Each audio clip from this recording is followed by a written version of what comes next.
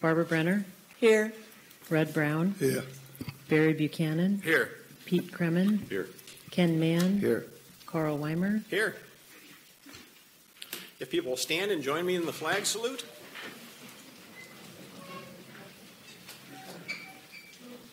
I pledge allegiance to the flag of the United States of America and to the republic for which it stands, one nation, under God, indivisible, with liberty and justice for all.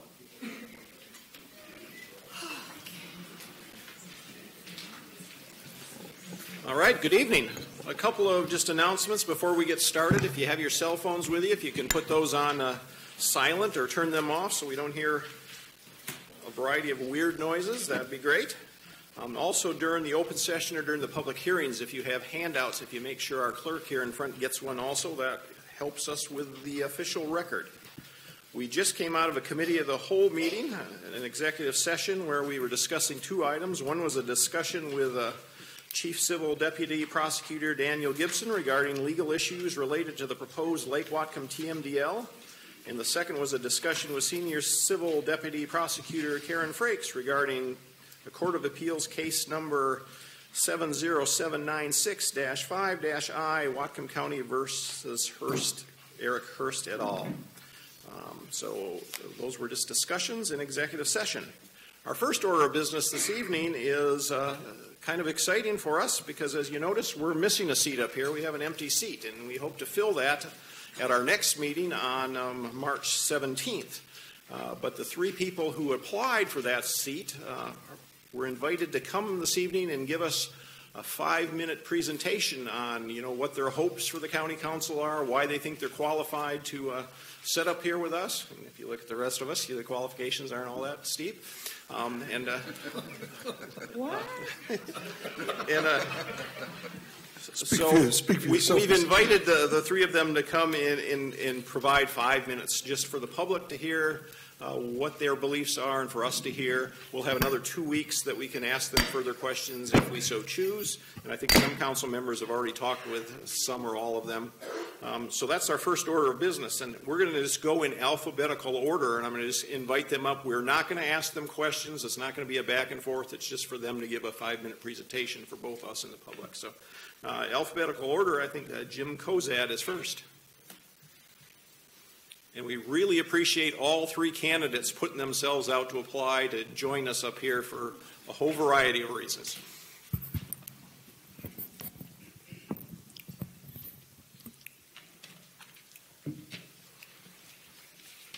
Good evening. My name is Jim Kozad. I live at 1606 Diamond Loop, Bellingham, Washington. I seek the application to apply for the part-time legislative position being vacated by Sam Crawford. I have no desire for full-time work. I'm coming out of retirement. I just left my grandson's basketball game. I have no desire to be a professional politician, and I will not seek the office come November. I wrote in response to the application in terms of briefly explaining why I wish to serve on the council.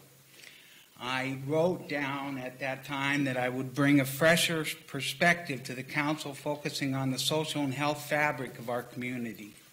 That fabric is like a quilt, and it's in sad shape right now.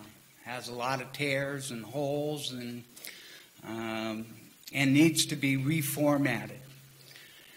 You know the issues that I'm talking about: affordable housing, living wage jobs, local control of our schools, domestic violence, drug and alcohol addiction, mental health access, assistance to mental health, and a criminal justice system that is totally on overload, barely making it. We need to create better pathways to prosperity for all. The economic downturn, which was the worst since the 1930s, has created all kinds of problems for the lower 30 to 40% of the population. In some schools in Whatcom County, there are 2 schools that are over 98% at or below the poverty level, qualifying for free or reduced lunches. Our people are hurting. Our reservations are hurting. And the format of the fabric quilt needs to be restructured. Fortunately, I came across this Whatcom Economic Security in Whatcom County by the League of Women Voters. There's a lot of great background information and a lot of good baseline data that can be used to deal with some of these issues and problems. I seek this position to bring to you one who has been involved in the community for many years. I'm an old teacher and coach up at Seahome High School. I've been to every high school in the county. I used to coach basketball and track. And I also bring along with that extensive work in social services for the last 5 years, working down at the Opportunity Council, case managing out of the Whatcom County Homeless Service Center. A great innovation that this body adopted, the 10-year plan to end homelessness, and there's some fantastic things going on. I've also been involved in the Interfaith Coalition. I served on their board for 15 years. And I was heavily involved in starting up the severe weather shelter as well as our transitional emergency housing. So I've had a lot of skills and abilities that I have to offer this position. I have the leadership skill and ability to work collaboratively. I play well with others. So with that in mind, looking for a part-time position, I hope that you will at least consider me as one of the options as you make this tough decision to go forward. Thank you. Great, thank you, and thank you for all your previous service to the community. All right. Next up is Kathy Kirshner, and I think I was told that Kathy is out of town on a previously scheduled, but she was going to send someone to read a statement for her. So Kathy has asked me to make a short statement on her behalf as she is unable to attend tonight's meeting. As you consider your job of appointing a replacement for District 2 council seat, Kathy asks that you consider her recent experience as an elected council member and the overwhelming support she enjoys in District 2. You know that she served with integrity and made decisions that she believed would benefit the county, even knowing that they wouldn't benefit her. She understands the issues that the county is working on and can hit the ground running. Of the excellent applications you received, she believes she is the best qualified and the best choice for the position. She wishes you well in your deliberation and thanks you for your service to our county. Thank you. Thank you, and can you just identify yourself for the record? Jessica Ellenboss. Thank you. Thanks. All right, and last is Satpal Sidhu.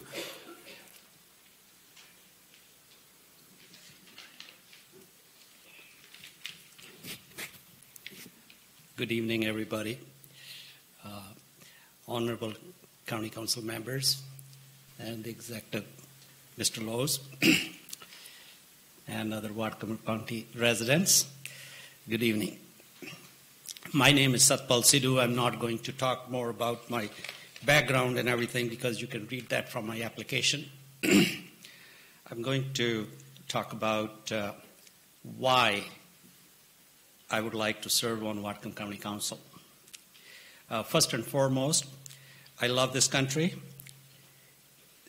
and I firmly believe in serving my community and give back my time and skills to make this a better place for everyone. And I have followed this motto all my life, as you can see details from my application. My family and I sincerely believe that Whatcom County is the best place to raise a family. My personal values are not political talking points. As a council member, I would like to see a healthy debate, careful listening to the diverse views on issues before making any decisions. I'm a long-term thinker and balance my decisions for their impact over the next 5, 10, or 20 years. I know many times immediate rewards are very tempting, and we see many examples where we pay with many multiples in the long run. I come from a long line of farming family and have deep-rooted relationships with the local farming community. I strongly support preservation of farmland, growth of farm-based businesses, protect our environment, and promote the economic development to bring more family-based jobs to this area. As it is evident from my recent campaign, I am a centrist. I am easy to work with, and I have a proven record of being a cooperative and collaborator team player. I do not believe in political labels. I'm very proud of my values and strongly believe that our community and our country will be stronger only if all its citizens do well in achieving the American dream. As always, County Council faces several major issues in the coming years, like economic development and growing local family-based jobs, new county jail, water rights, and many more. These are not partisan issues as some people would like them to be. It will take a long-term vision and courage for bold decisions and risks to do the right thing.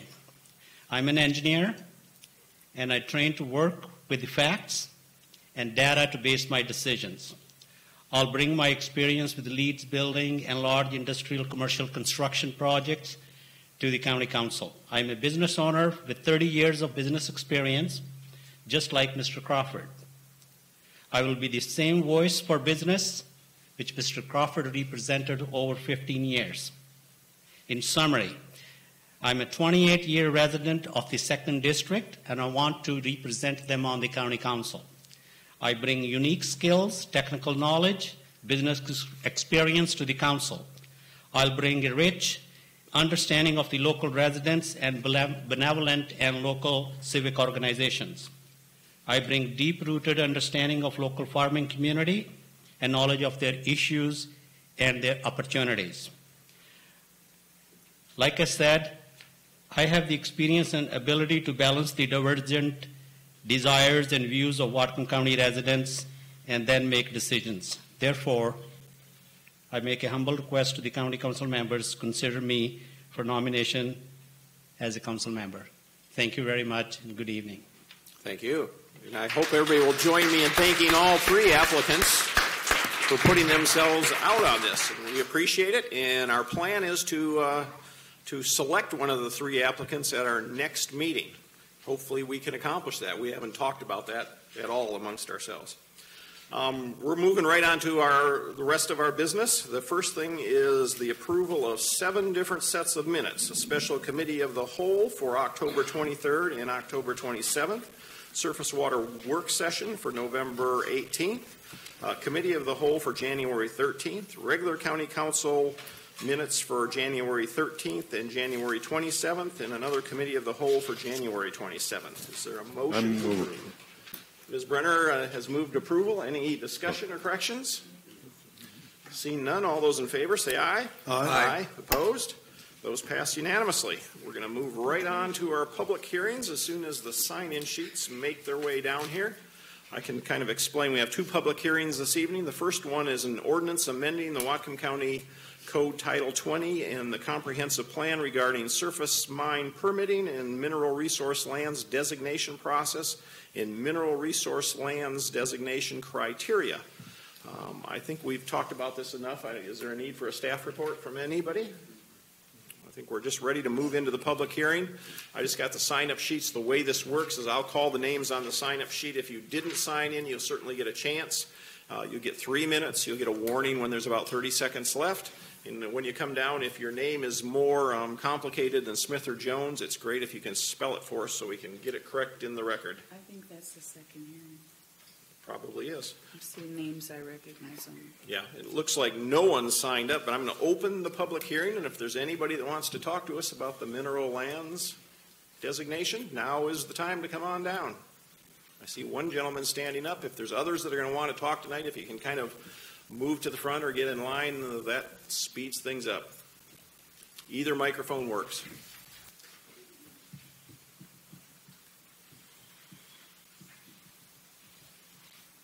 Good evening. I'm Dan Cox, Concrete Northwest, and here tonight to talk about the mineral resource land designation amendment that's being proposed. Just a couple of thoughts, and I did prepare written comments here, so I'll turn copies of those in. Would you like them now, or? Sure. Yep. We can pass them right down if you just. You can just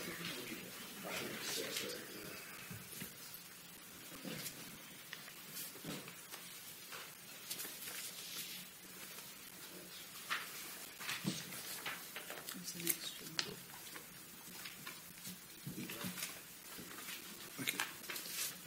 one. All right. Okay, thank you. Basically, we're here tonight to ask that the council slow down this process of amending the comprehensive plan and associated zoning regulations until the Surface Mine Advisory Committee has a chance to complete their work. As you know, the Aggregate Resource Inventory 2014 was completed in December, and that study determined that by 2042, aggregate resources in Whatcom County will be depleted. Based on that, we know that there is work to do to designate additional reserves. The ordinance and findings in this proposal include language that encourages increasing public participation. It is disappointing to us that the council has disregarded the Surface Mining Advisory Committee recommendation as well as the Planning Commission recommendation on this issue. You are taking a different direction than what they have recommended to the council. This direction that you're taking is the same course that was plotted in 2012 when the council members presented this proposal application to the planning department. Beyond that, this proposed ordinance includes other items that we object to, including front-loading environmental review. A portion of that proposal was traffic impacts, evaluating proposals for traffic impacts up front. Also a requirement to only allow mining of up to 20 acres at a time. Both of these items are problematic in the designation criteria process. If the county elects to look at designating sites themselves, sites that the county would propose for designation, as 30 seconds, please. As opposed to privately sponsored proposals, the county is going to have a very difficult time meeting that criteria. The county is not able to agree to mitigation, to develop detailed mining plans up front as a private applicant would be. So I'd ask you to consider how the county is going to suggest designating mineral resource lands. Time. Moving forward. So as a whole, again, our comments are provided in writing, and we wish that you would slow this process down and wait till the advisory committee has done its full work. Thank you. Ms. Brenner? Can I ask two questions? Yes. You said in two. We don't usually question people that are during hearings. Well, he made some comments, and I just wanted to get an answer. I'm not allowed to do that at a hearing? That would be the first time I ever remember questioning people at a hearing. Well, I'm not like questioning him. If you have questions at the end, once we close the hearing, we can either get our staff to try to answer them, or we can call people back up. Okay, that's fine. Okay, thank you. All right, next.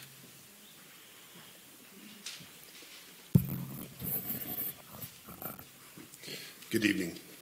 Brad Davis, 3048 Pine Lane, Cedar Woolley, Whatcom County.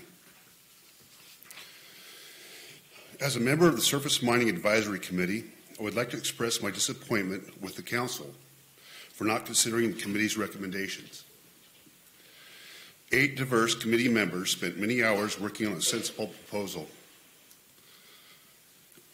The Brenner-Weimer proposal would require that all environmental impact studies would be completed prior to mineral land designation. A Bellingham Herald article published on Monday, March 2nd, states that a majority of the council agrees that government designation of mineral lands is preferable. Councilwoman Brenner is quoted, "That's the ultimate goal, for the county to make those determinations."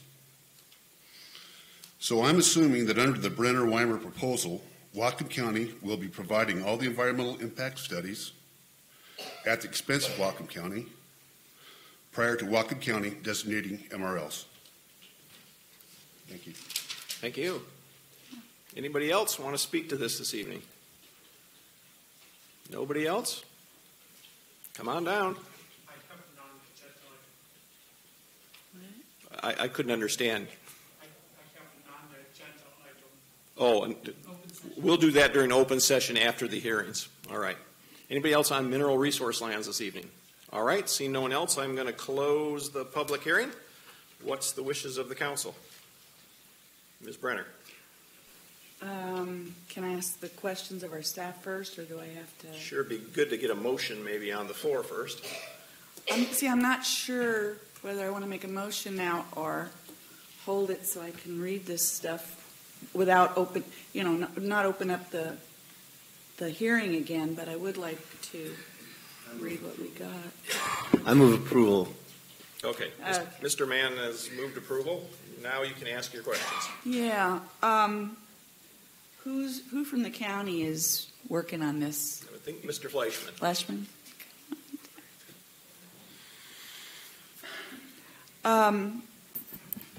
Is there any county determination through SMAC or anything that we're going to run out of mineral resource by 2042, I think is what he said? That was part of the surface mine or the aggregate resource inventory update performed by Element Solutions. Okay, in that inventory, did it consider what leaves the county, what's exported from Whatcom County, what is imported to Whatcom County, what is brought in by barge, any of the other things, or just what's in the ground? Just what's in the ground. Okay, and what was that up for? Oh, well, we don't have to. Okay, I guess that was my big question, was if it included all the variables. It doesn't sound. My understanding is that's very hard to quantify. Okay. Knowing where materials are going and coming from. Okay. Can I speak now about? I know I'm getting. You can speak to the motion. To the motion. Right. Yeah. I'm fine with holding this until we read this stuff or moving ahead tonight. I want to comment on what I said and what I still believe. I do believe if and when the county gets to the point, which I hope we do sooner rather than later, of identifying mineral resource lands, that we definitely have it include all that environmental impact stuff up front. I mean, that's what I'm assuming. That's what, and I think that would be real beneficial to applicants and to the county because we have the data. I've always had a problem designating mineral resource land up front without knowing about the environmental issues, because I firmly believe, because I've seen it happen over the years, that applicants, once they're in an MRL, they do believe that it's their right to be able to get the permit. And I feel bad when they bring that forward and we don't do it because, we don't have all the information we need. So for me up front is what I need, and I may just be the only council member who believes that, but I want to be able to answer people's questions, and I also want to be able to feel confident if I'm designating something as MRL, it will be able to be used as MRL. And I can't do that without environmental information. So that's something I absolutely need up front. I know we can't get super specific on export, import, but I would be willing to modify my position if the gravel mining industry people would be willing to give us the kinds of numbers we need, such as how much is exported, how much is imported, how much comes in by barge, how much comes in from Canada, how much goes to Canada, all those kinds of numbers that I think would make everybody's life a lot easier. My understanding is right now it's not required and it's not given. And I think that would certainly be helpful to the county. I mean, it's not something that's the law, but it would be very helpful to the county. And regarding not connecting with the Surface Mining Advisory Committee recommendations, there were some of their recommendations I actually agreed with, but for some, I've heard people come up here and say, oh, well, nobody's if you do a designation of mineral resource land, MRL, nobody feels that that's giving them the idea that they will be able to do this. But I've also heard the proponents and attorneys for the proponents come up and say just the opposite. So I think that there is an understanding that if something's designated MRL, it will be allowed to be mined. And yet we don't have the environmental information. So I do support, without having read this, and I would like to read it, I do support the current ordinance that's proposed. Right. Councilmember Browne. This raises a point that I brought up several times during this process, is that I do think it's fundamentally difficult to ask a business to invest in an environmental review, the cost of an environmental review for a project that they may not start for 10 or 20 years. You need to tie the expense of the environmental review to somewhere close to the point where it's starting to generate revenue to pay for the environmental review. I think we can get past while historically maybe members in the community have felt that if they've got an MRL designation, they're close to getting a permit to mine. But other jurisdictions, I think Mr. Crawford had mentioned that Skagit has large areas that are designated MRLs, which in their jurisdiction has said this is where we want you to consider mining. This is where we believe there is material, but you don't get to mine until you've got a permit. So I share the concern of the industry. On the Surface Mining Advisory Committee, I'd actually like to table this and have an opportunity to meet with them and have a closer understanding as to whether I in particular understand the issues properly and whether there's something that the council as a whole has missed. So is that a motion to table? I have a motion to table. All right. So we have a motion in front of us to table this until such time as we can get more information from at least the Surface Mining Advisory Committee. Okay, all in favor of the motion, say aye. Aye. Opposed? No. No. So I Fails 3-3. 4-2 to table. Oh, okay. All right. So we're done with that this evening. Thank you. And if I may, Mr. Chair. Yep. Is the head of the Surface Mining Advisory Committee here? If there are members of the Surface Mining Advisory Committee here, correct? Yes. There are a number of members of the committee here. If someone could arrange to let us know when you're meeting, because I'd like to attend some of the meetings. Thank you. Probably coordinate that with Josh. Yeah, thank you. All right.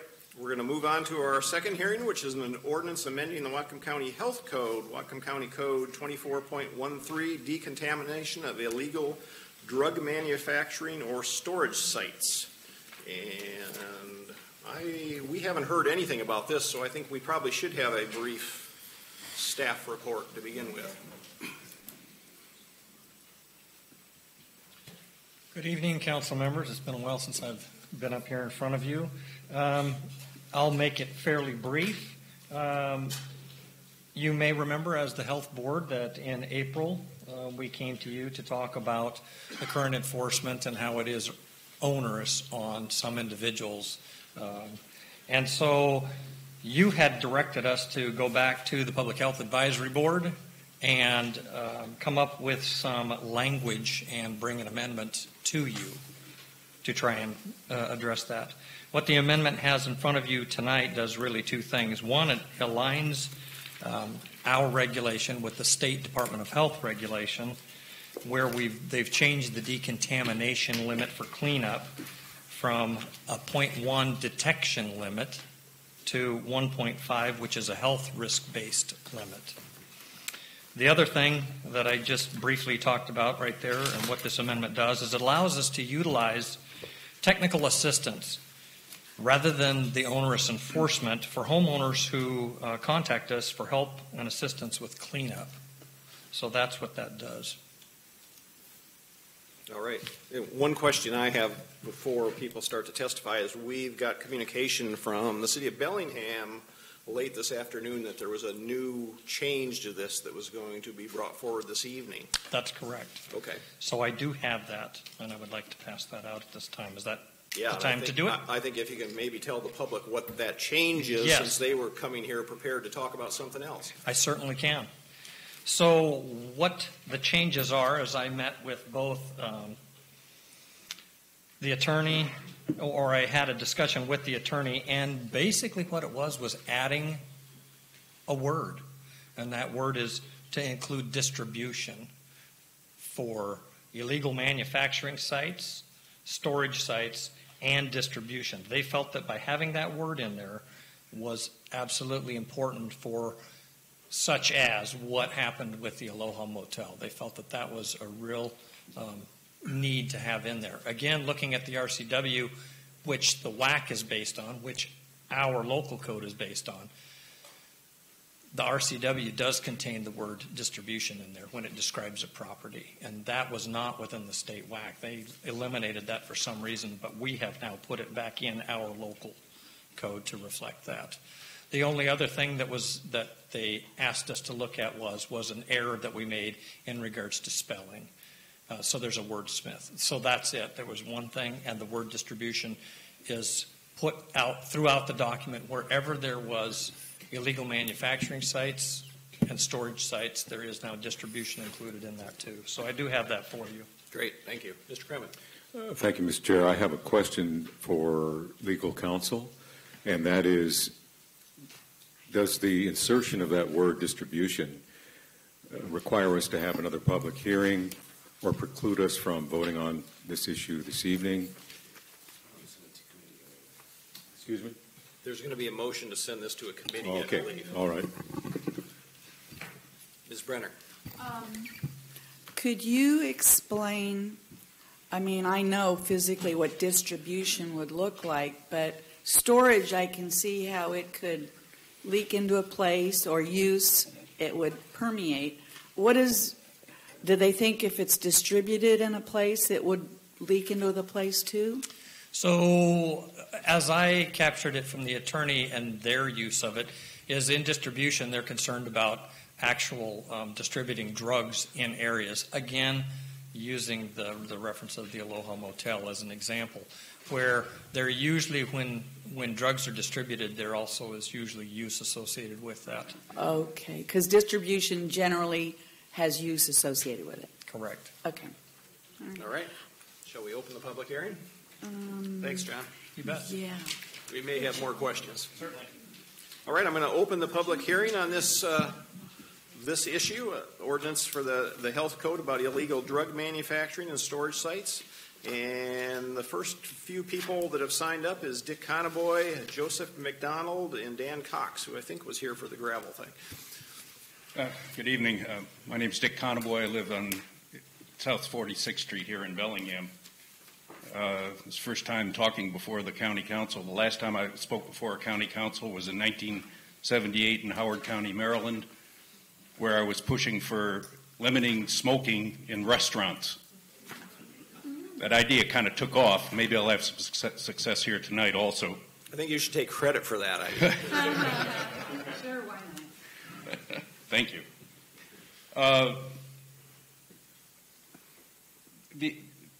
I understand that you have to raise the decontamination level to 1.5 micrograms per, 100 square centimeters or whatever it is. because the state did it. That doesn't necessarily mean the state is right, and I'd like to see somebody push for the state to lower that, because there's really no known safe level of contamination. It all depends on the health of the individual. We had a case here about a year ago on Myrtle Street where 3 women were poisoned by meth contamination. The landlord paid no attention to their complaints.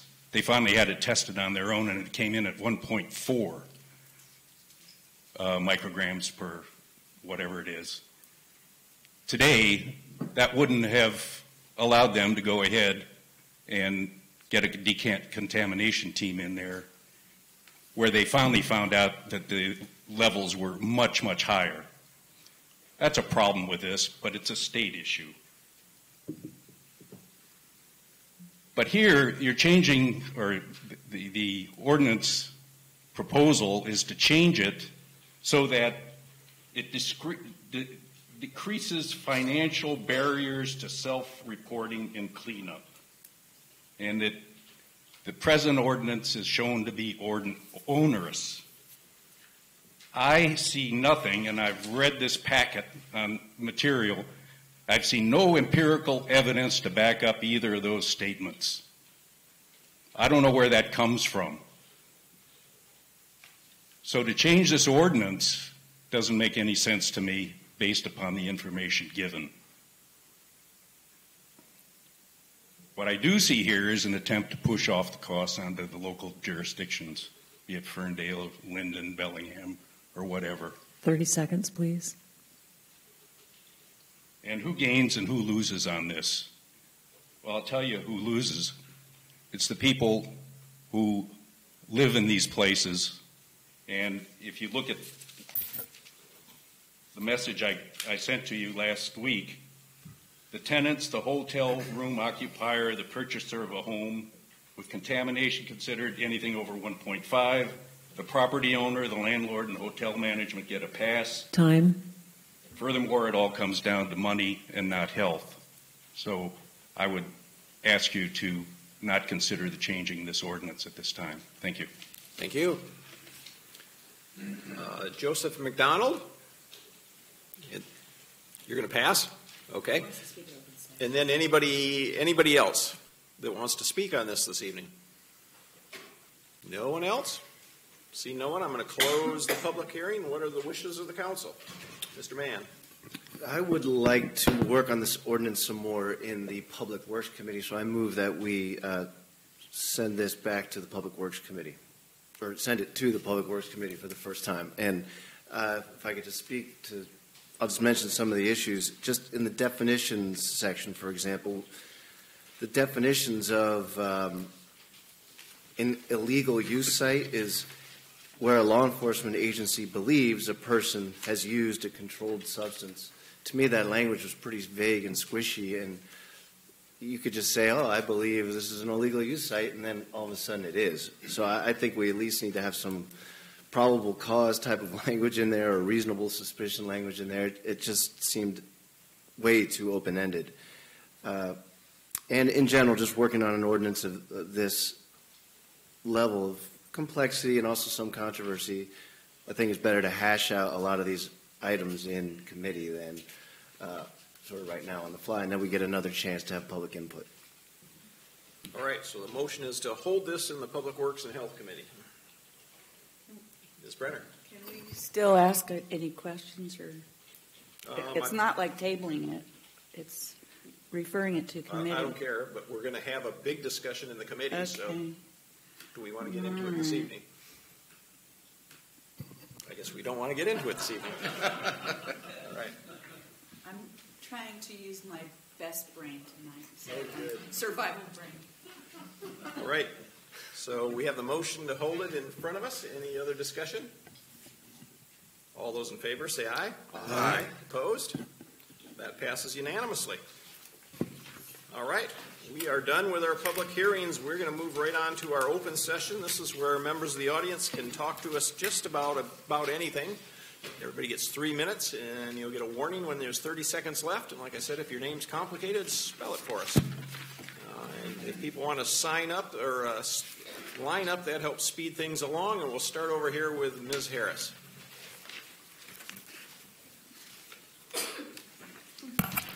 Good evening, Council. Wendy Harris. And I'm Charles Law. And I'm here to speak to you, as I have before in the past, about forming a wildlife management and planning committee. I've done this before, but I have a feeling tonight it's an idea whose time has come, and I hope that we can move this forward into some action. And what I'd really like to see happen is to have the executive create an advisory board to review issues of wildlife management that are composed of members from the community with backgrounds in wildlife management, conservation, field biology, or citizen science. We have some very exciting citizen science projects going on in our community, and that's a wonderful way to incorporate field research and statistics and all the kinds of background surveys we need to do right into the planning we have to do without a lot of extra cost. We would like this commission to be permanent, but we'd like it to be created soon because it would be very helpful if it could be formed soon enough to inform the county council in its decisions it needs to make as part of the comp plan update. We'd like to get some of these wildlife management policies reflected in our comp plan. And the good news is there's a lot of state guidelines and wildlife-friendly development standards that have already been created. I was able to sort of educate myself on what needs to be done. So while I understand that staff may not have the background, and I've said many times in some ways this isn't really fair to staff because they're planners, and to really protect wildlife the way we're required under the law, you really need a background in conservation science. I think that if we get together, we'll be able to review the literature. These aren't things that are in a lot of controversy in terms of what needs to be done. A lot of things that could be addressed involve avoiding human and wildlife conflicts and protecting human health by looking at where maybe we can have habitat corridors that move wildlife away from where humans are so we have less maybe deer and automobile collisions. We can look at the ways that the public parks are playing an increasing role in wildlife conservation.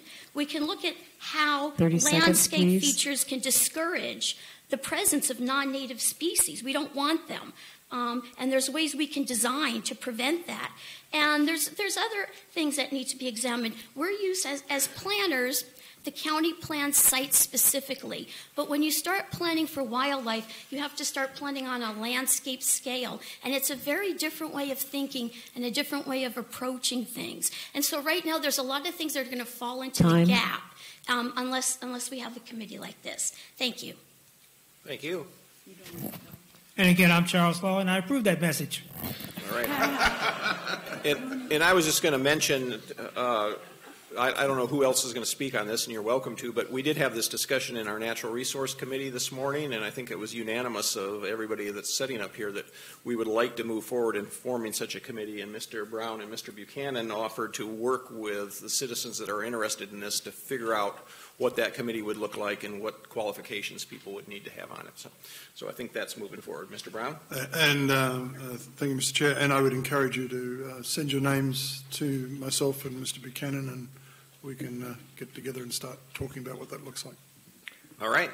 Next. Mr. Kremen. I just want to add that we not only want to look at what it's going to look like, but I think we should have more defined goals and objectives in addition to what the committee would look like, because then we'll have some, definitive things to try to strive for. But as the chair already said, it was unanimous support from this council to establish this, I think, laudable and worthwhile effort. All right. Yes, Ms. Brenner. Since I was there too, I would just like to say I support the concept.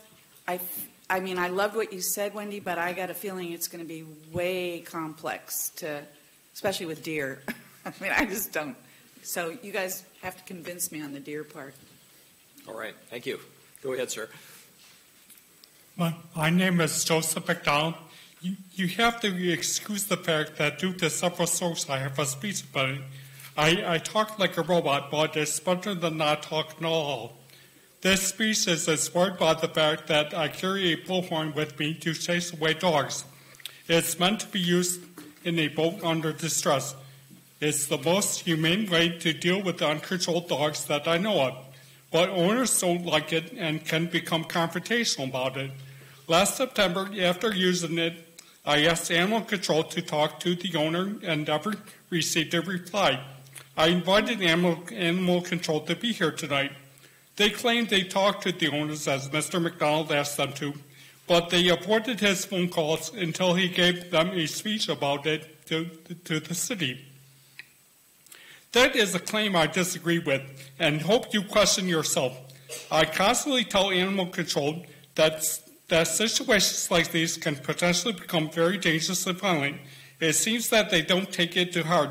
Why should I suffer anyone's anger for their neglect and their responsibility? You have to ask yourself this question. Why do you think Mr. McDonald is here tonight? People have the choice to lease their dog or not. I don't have the choice to deal with their unleashed dog. I don't feel like being the recipient of someone's dog's aggressive behavior. People that live here won't control their dogs unless Animal Control tells them to. I would like to see Animal Control have their own bug patrol. It is obvious with all the literature I've given you, it's clear and easy for you to see that for good reason I have an issue with Animal Control. Based on previous experience, I formed the opinion that Animal Control does not do their jobs completely. People that live here have the idea that they live out in the sticks and can just let their dogs run wild. A fun-loving pet can be totally different to a stranger while protecting its owner, not realizing that an innocent passerby is not a threat. A blind person once told me that she's had several encounters with unleashed dogs messing with hers, which is something I've seen a million times. An unleashed dog will mess with a leashed one. All the speeches that I've written wouldn't have been necessary if Animal Control didn't prove not to do their job. After the meeting, I would like to talk to the county seat to ask him if he has any publicity ideas to get people to lease their dogs. I would also like to add that if you know somebody in law enforcement, Animal Control, or the fire department, to give them these speeches instead of throwing them away. Thank you. Thank you. Over here, sir.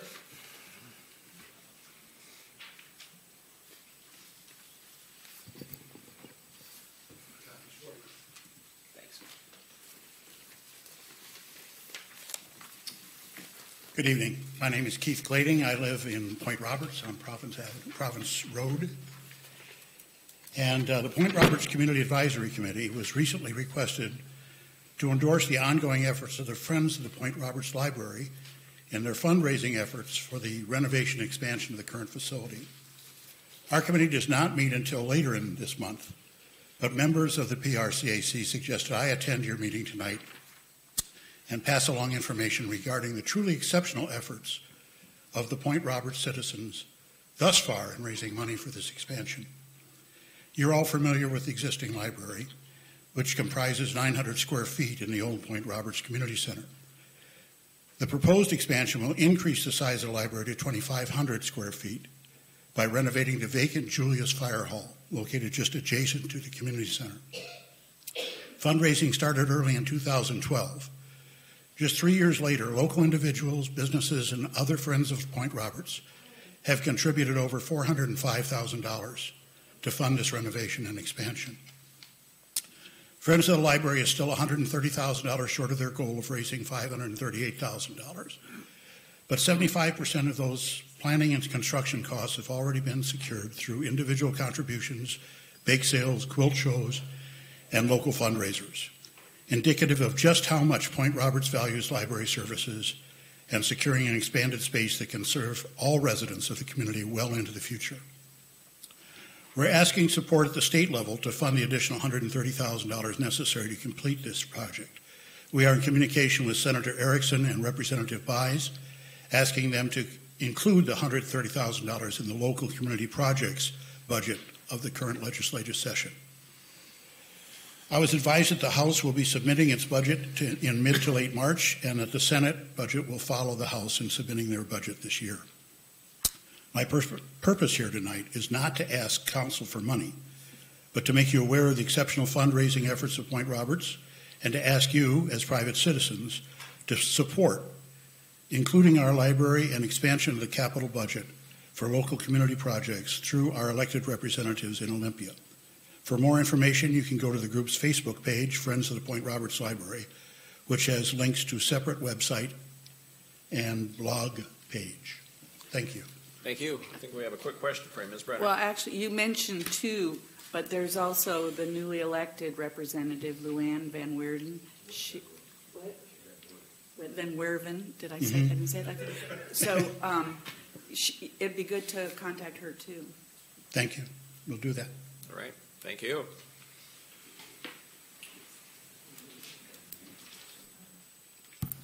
Good evening. Ryan Erickson, 3775 Brownsville Place in Whatcom County, as well as the Whatcom Community Director for FutureWise.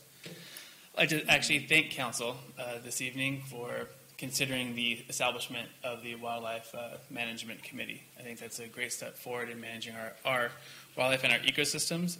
This committee would afford the opportunity to discuss multi-species management on a landscape scale. I know that Wendy Harris has mentioned on more than one occasion on the benefits of managing a landscape scale. But one of the things I'd like to add is this is a tool available to the county for landscape planning. Founded in on-the-ground inventory of existing resources will provide a technical framework not only to plan for growth, but also give surety to the development community and conserve natural resources. The potential work product of this committee could be a valuable tool for the county to inform the comp plan and critical areas regulations. The WAC already affords language for managing at a landscape scale. Also, the WAC existing language already suggests that functions and processes spread across a regional process. So if we also bring in the cities into this committee, occasionally discussing when it's appropriate, you can manage according to the WAC critical areas regulations. I look forward to the next steps to form this committee, such as a purpose statement, a work plan, discussing technical requirements for discussion of reviewing studies and providing management policies. Thank you very much. Thank you. Nicholas Kunkel, Bellingham, Washington. I'm here to just support also what Wendy had mentioned with regard to establishment of a wildlife advisory board or commission.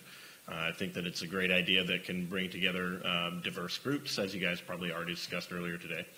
I guess the couple of things that I would just add to the discussion of that would be that I'd like to see the requirements for members of this board to be diverse, reflecting all the user groups of our wildlife and natural areas, that, including hunters, campers, wildlife watchers of all types.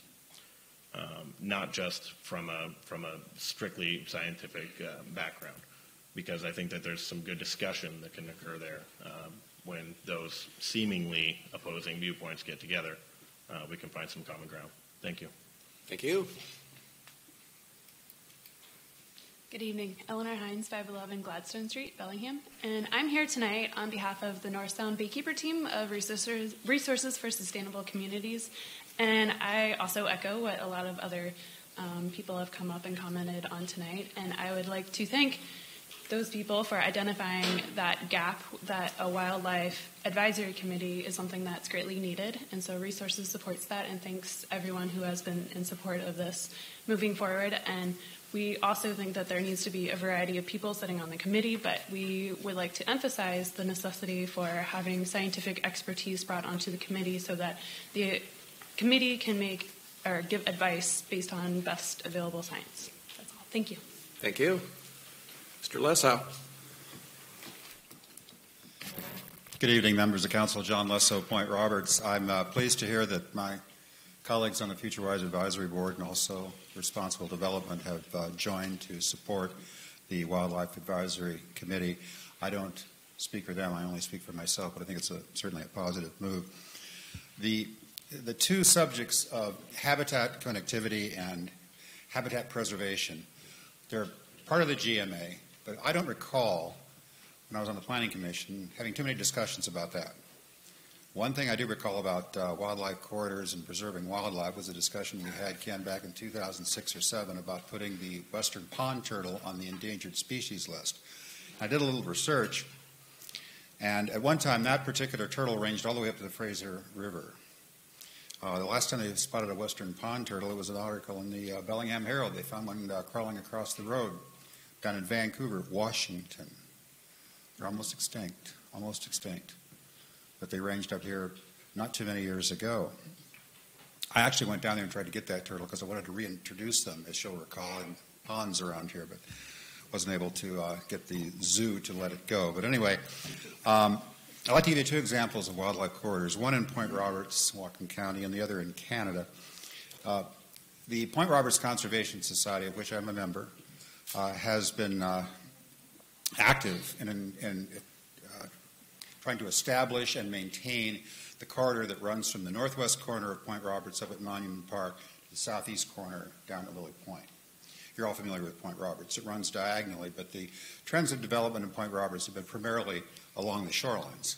So that's left the interior not untouched, but a place where that's where you're going to find, wildlife and habitat that are going from place to place. Now, if you want to have corridors, you have to designate them. And there's presently some development activity that's going on there, but at least the owners of the land have been advised that there are corridors that we are trying to preserve. The other example is in Canada. You're all familiar with Vancouver, BC. I'm from Canada. I hike a lot in the North Shore Mountains up above Vancouver. But there's a park there, Lighthouse Park, which goes from the ocean up the North Shore Mountains.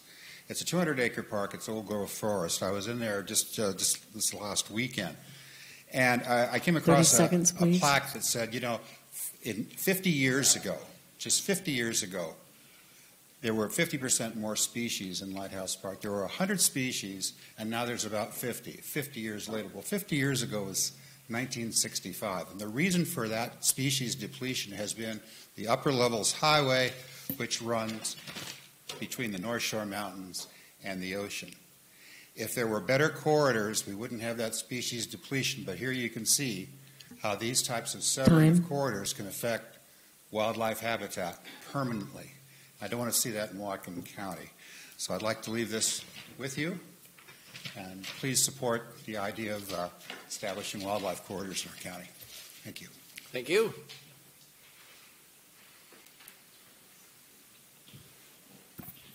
Good evening. I'm Ruth Higgins from Birch Bay, Washington, and I'm here to speak about Satpal, Sidhu, if that's appropriate at this time. Sure. Thank you. I'm an active volunteer with a number of varied organizations, and last year I had the opportunity to work with Satpal quite a bit, and I found that he's a man of honor, integrity, honesty, intelligence, and good humor. He looks to the future, as he said, and strives to strategize for the long term. He has worked hard his entire life and understands the pressures under which businesses and their workers function. And the other thing I learned about Satpal is that he is a very nice man and a good person. Thank you.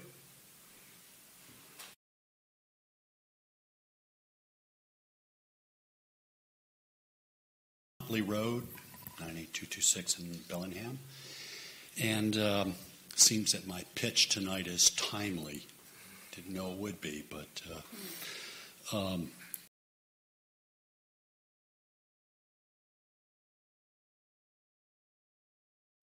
which I've been active with since its inception in 1991 with the NOPE campaign.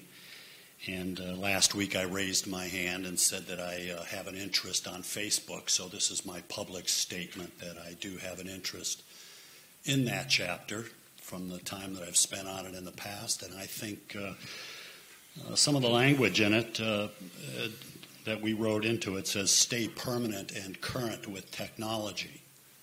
And I think that if we were to look around us today, that it is a very pertinent conversation to have that last week the feds put in the internet as a utility.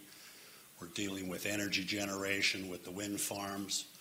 We're trying to scale our society from a big grid and do things more locally. And the coal issue, the report last week of doing a $250,000 study in the state on oil transportation lines. I think all of this says that the utility chapter is very important. It's very big. It's big money. It has big issues associated with it, and it affects our jobs, as we learned back with the Enron fraud that was created in the early 2000s and the way that it affected our jobs at cold storage in our society. So I think that we should review it.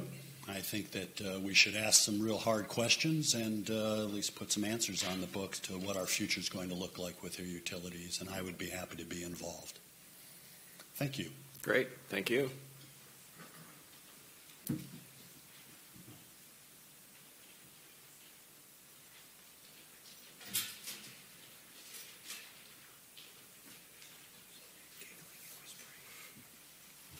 Chris Halterman, Whatcom County. Before I get to what I'm handing out here for the council, two things I wanted to mention. I wanted to say congratulations on the outcome of the FutureWise lawsuit, and I trust that you will continue the good fight should this lawsuit be appealed to the state Supreme Court. I congratulate you on seeing that all the way through. And also, thank you for tabling the mineral resource land issue, and I really hope that when you do address and make your decision that you will go by the Growth Management Act requirement that you plan for growth. And when it comes to mineral resource lands, you are supposed to plan for 50 years supply. This is what I've been told. 50 years is what you're supposed to be planning for, making sure that we have that. Anyway, I commend you for tabling that and that you work towards so we have the right plan for growth. Came here to talk about the seating for the position for District 2. With the resignation of Councilmember Crawford and the appointment of a new representative for District 2 of Whatcom County, you guys have been given the job of selecting his replacement to fulfill his term.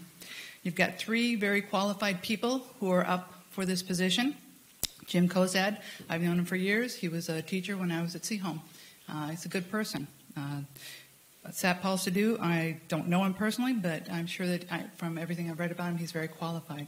Kathy Kirshner sat on this council.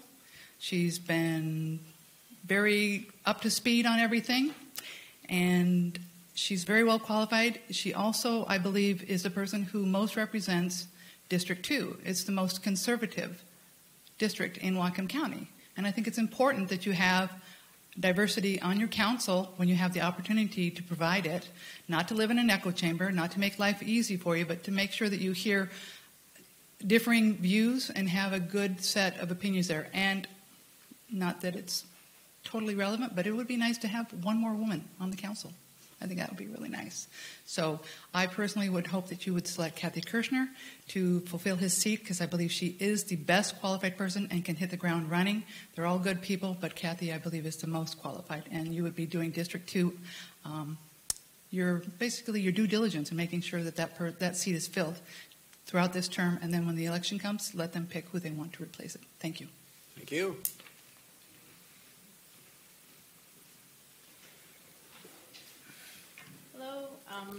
My name is Donna Kelleher, and thank you guys so much for spending time trying to just get all these issues underway. So I want to say that I'm in support of Wendy's recommendations, and I was just going to try to do, and this is my bodyguard, we're both veterinarians.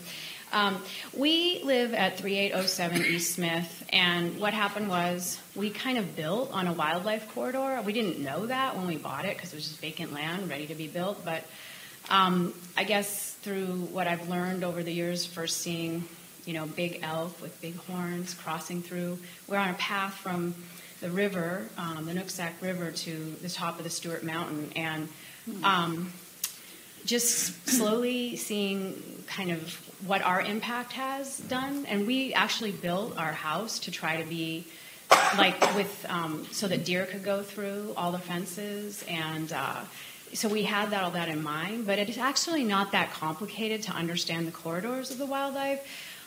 There's so many people that understand tracking, and you can see bear tracks, elk tracks, cougar tracks, coyote tracks, and deer tracks. And you can see where tracks go and what the effect of development is on those tracks. So anyway, I'd be happy to be involved with things. I have friends that are trackers, but anyway.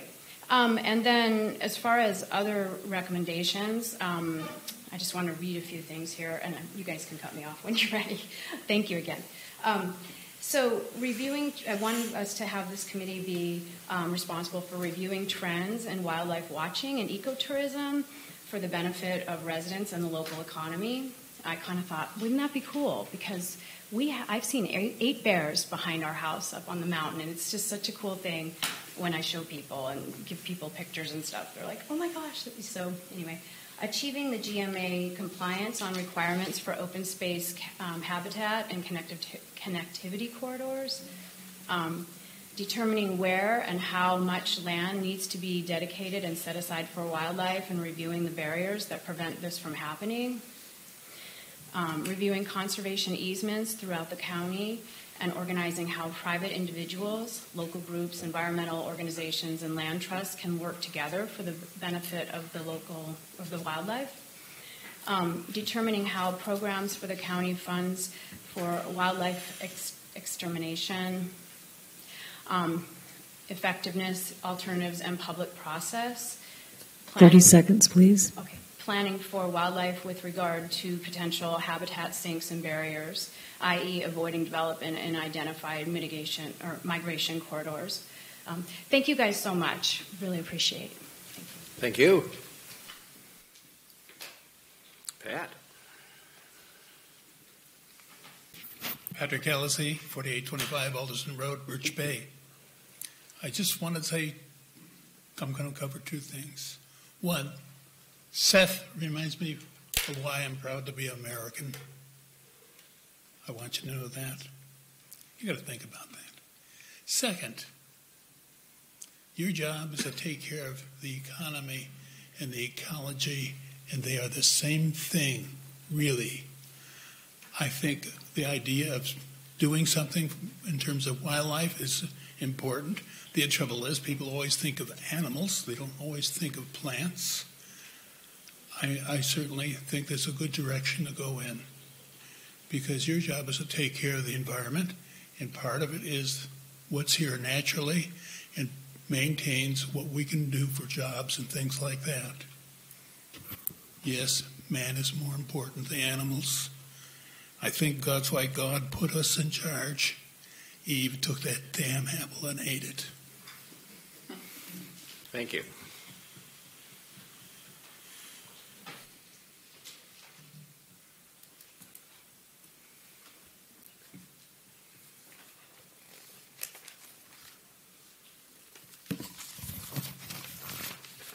Scott Hackett. I'm here representing the Whatcom County Pomona Grange, or Coalition of Granges.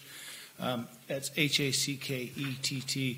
And so at our last Pomona Grange meeting, we passed a resolution that I'd like to bring forward to the council regarding the Puget Sound Near Shore Ecosystem Restoration Project. Whereas for over 200 years, U.S. citizens have spent billions of dollars pushing the ocean out of estuary habitats to create thousands of acres of productive farmland on both of our coastlines. Whereas the federal government has not balanced the federal budget in over 6 years. Whereas the PSNERP project, if approved, will cost billions of dollars the federal government doesn't have at the present time. Whereas the project will remove levees and dikes, which will destroy thousands of acres of productive farmland around Puget Sound. This is directly opposed to the current Washington State Grange policy, which requires greater financial support for riverbank stabilization, item number 14 under the Agricultural Land Use Policy. Whereas in the 2015 Washington State Grange Legislative Handbook, under the Agriculture section, Land Use, item number 3, we believe wetland preservation, and wild and scenic designations need constant work to prevent wrongful treatment of landowners and infringement on private property rights.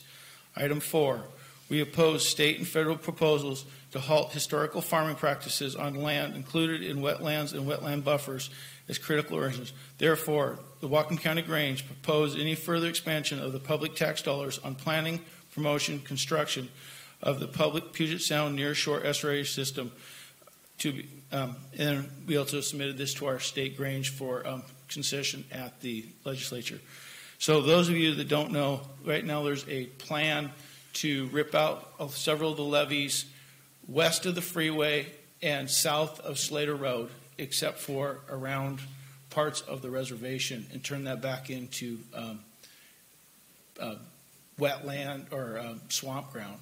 So the other thing that I'd like to say is concerning the county council schedule. I was here last week, which was the fourth Tuesday of the month, and surprised when I found out the building was locked and the council chambers were dark. It was nice when the council had a steady schedule that met on the second and fourth Tuesdays, because even as our organization, we changed our schedule several years ago to stay off of the county council schedule so that as members of the county Grange could attend and speak to the council without having a conflict of schedule. So I'd ask that you change back to having a standard standing schedule of either the second and fourth, or if you're going to change it to just not have this random schedule that changes that you have to try and keep up with. Thank you. Thank you. Marion.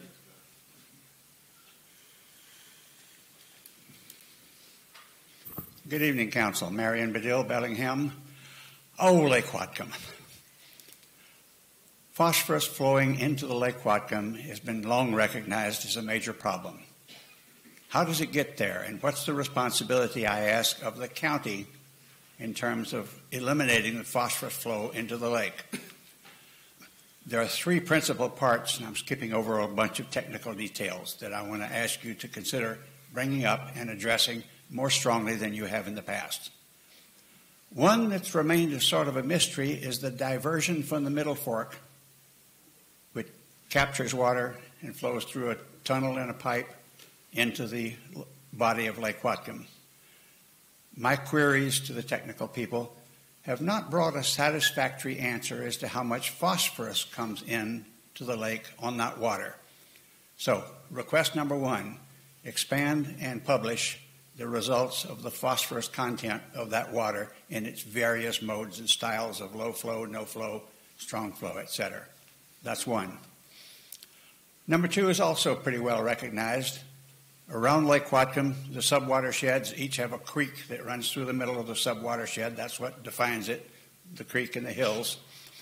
And those have been measured, and they are tracked in terms of the phosphorus inflow by a contract that the city has with the university. And that's good. That's data. It's using that for guiding technique and technology and actions. The third one gets very little attention. Does phosphorus flow into the lake from shorefront properties, across the grass in their lawns, coming through the properties? There's no other way to stop the phosphorus flowing from there, short of some ghastly, impossible construction job to put up a catchment channel between every house and the property that nobody would ever acknowledge.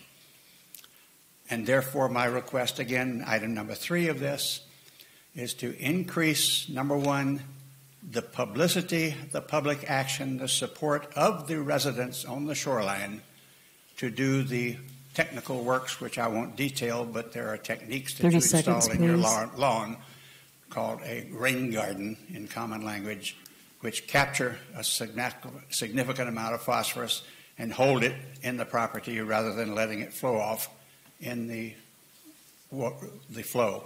So my request number 3 is increase the work of the shoreline properties out in the county on the Lake Whatcom Reservoir to keep it cleaner. Thank you. Thank you. Mr. Browne. Greg Browne, Whatcom County. I'll be real quick. I want to just expound a little bit more on Chris Haldeman's report in recommending Kathy Kirshner back to the council. Not only she was on the council, she was a chair, and she did a good job here. And just to point out, you know that she and I always didn't agree on everything either, but she truly will represent the majority of those thinking in District 2, and I thoroughly support you putting her on here, at least temporary, and let the voters decide. Thank you very much. Thank you.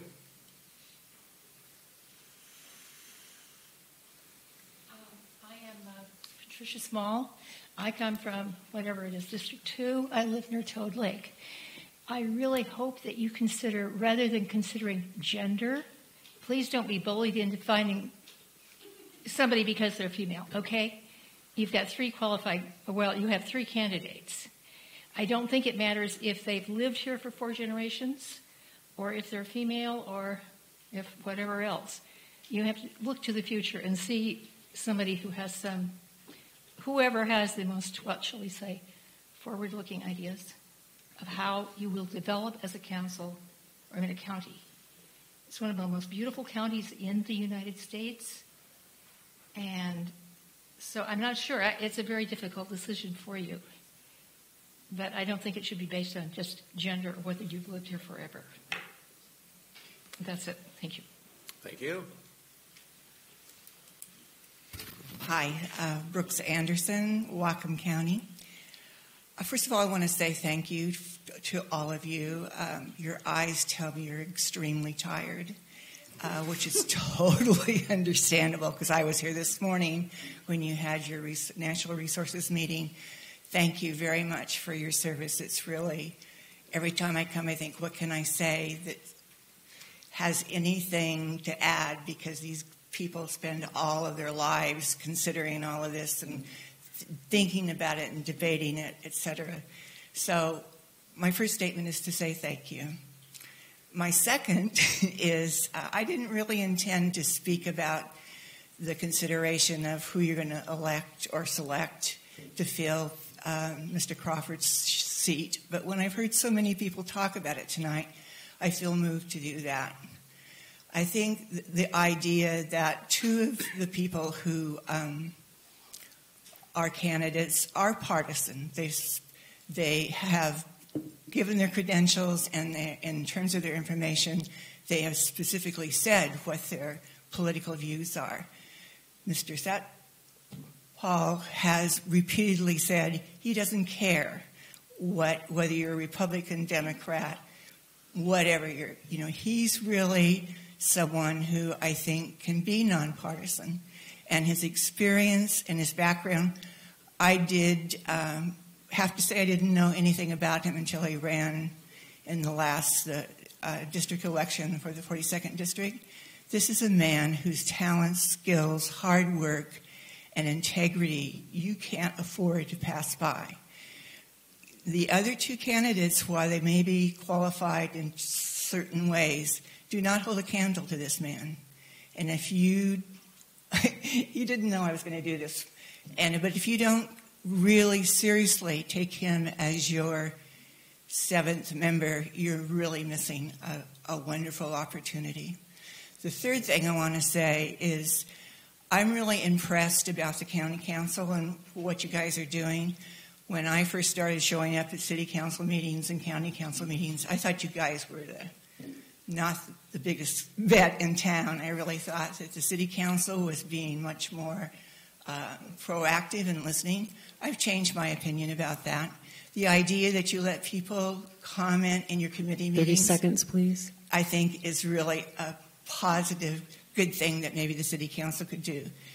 The testimony that you've heard about the habitat corridors, please, Mr. Browne and Mr. Buchanan, encourage your city council people to get on board with habitat corridors and look at that as part of the critical area ordinance as well as part of the comp plan revision. I know my time's up. I always talk too long. Thank you very much.